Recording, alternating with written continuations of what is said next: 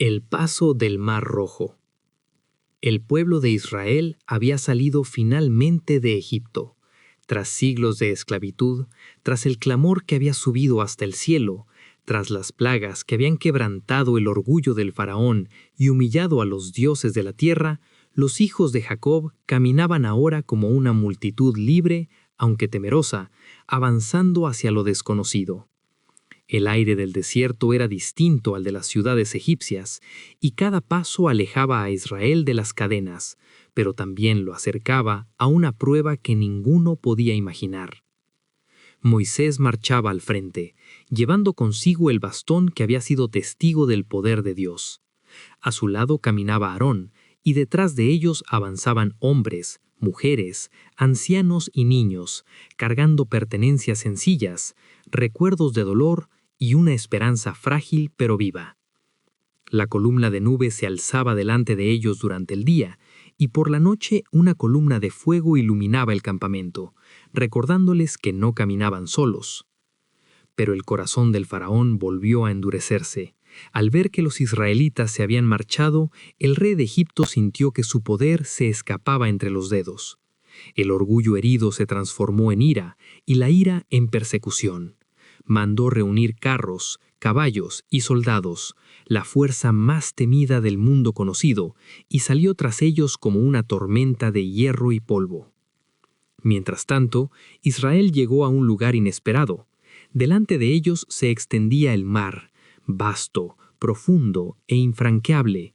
A sus espaldas el desierto, y en la distancia, levantándose como un rugido, se acercaba el ejército egipcio. Cuando el pueblo vio los carros del faraón, el miedo se apoderó de sus corazones. Los gritos comenzaron a levantarse, y el clamor no era de alabanza, sino de terror. Se volvieron contra Moisés y le reclamaron con palabras cargadas de angustia. Dijeron que era mejor haber muerto en Egipto que perecer en el desierto. Recordaron las tumbas egipcias como si fueran un consuelo. El temor nubló su memoria y olvidaron las maravillas que habían visto con sus propios ojos. Pero Moisés se mantuvo firme. Su voz se alzó por encima del murmullo del pueblo y declaró con autoridad y calma que provenían de Dios. Les dijo que no temieran, que se mantuvieran firmes y que vieran la salvación que el Señor traería ese mismo día. Les aseguró que los egipcios que veían no volverían a verlos jamás, y proclamó que el Señor pelearía por ellos, y que ellos solo debían guardar silencio. Entonces Dios habló a Moisés y le ordenó que extendiera su vara sobre el mar. La noche cayó sobre el campamento, y la columna de nube se movió, colocándose entre el ejército egipcio y el pueblo de Israel. Para unos fue luz, para otros oscuridad. Y durante toda la noche Dios sostuvo aquella barrera invisible que impedía el ataque. Un viento poderoso comenzó a soplar desde el oriente. No era una brisa común, sino una fuerza constante, profunda, cargada de propósito divino. Las aguas comenzaron a agitarse, a retirarse, a abrirse camino como si obedecieran una voz más antigua que la creación misma. El mar se dividió, y donde antes había profundidad y muerte, apareció un camino seco. Las aguas se levantaron como muros a derecha e izquierda. El lecho del mar quedó firme bajo los pies del pueblo. Moisés avanzó primero, y detrás de él comenzó a moverse toda la nación. Paso a paso, familia tras familia, tribu tras tribu, Israel caminó por en medio del mar como quien atraviesa un valle imposible. El sonido del viento, el murmullo del agua contenida, el temblor del suelo bajo sus pies, todo era señal de que estaban caminando dentro de un milagro vivo. Los niños miraban con asombro las paredes de agua, los ancianos avanzaban con cuidado, las madres apretaban a sus hijos contra el pecho. Cada paso era una mezcla de miedo y fe. No sabían cuánto tiempo permanecería abierto el camino, pero avanzaban porque Dios los llamaba hacia adelante. Cuando el último israelita cruzó, el ejército egipcio decidió perseguirlos. Confiados en su poder, entraron en el lecho del mar. Pero pronto las ruedas de sus carros comenzaron a trabarse. El terreno se volvió pesado bajo sus pies. El pánico se apoderó de ellos cuando comprendieron que el Dios de Israel estaba peleando contra Egipto. Entonces Dios ordenó a Moisés que extendiera nuevamente su mano sobre el mar. Y cuando el sol comenzó a levantarse en el horizonte, las aguas regresaron a su lugar. Los muros líquidos se derrumbaron con fuerza incontenible. El mar cubrió los carros, los caballos y los soldados. No quedó ninguno. El poder que había oprimido a Israel durante generaciones fue tragado por las profundidades. Israel vio los cuerpos en la orilla y comprendió que la amenaza había terminado para siempre. El temor se transformó en reverencia. El llanto dio paso al canto. El pueblo creyó en el Señor y en su siervo Moisés. Entonces Miriam tomó el pandero, y las mujeres la siguieron con danzas. Cantaron que el Señor había sido glorificado grandemente, que había arrojado al mar al caballo y al jinete. Aquel día no solo cruzaron un mar, cruzaron del miedo a la fe, de la esclavitud a la libertad, de la desesperación a la esperanza.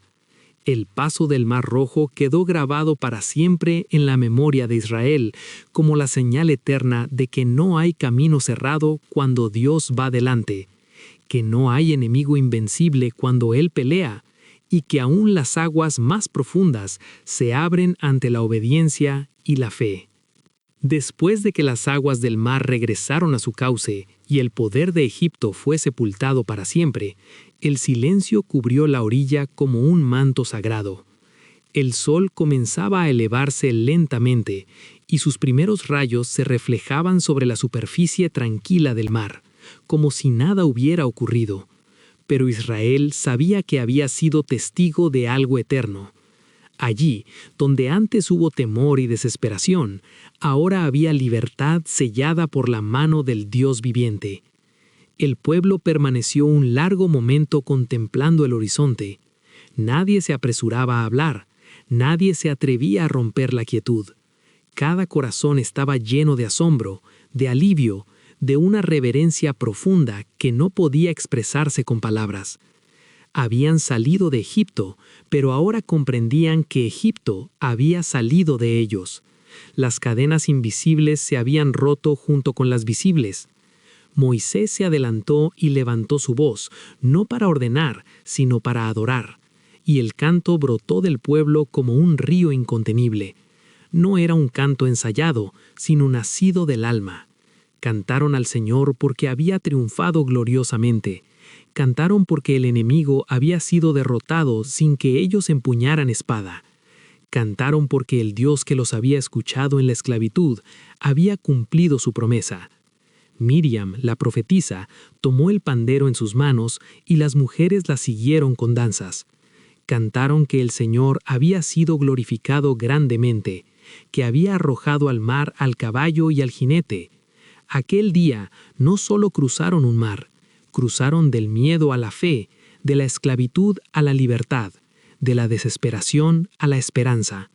El paso del Mar Rojo quedó grabado para siempre en la memoria de Israel como la señal eterna de que no hay camino cerrado cuando Dios va delante, que no hay enemigo invencible cuando Él pelea, y que aún las aguas más profundas se abren ante la obediencia y la fe.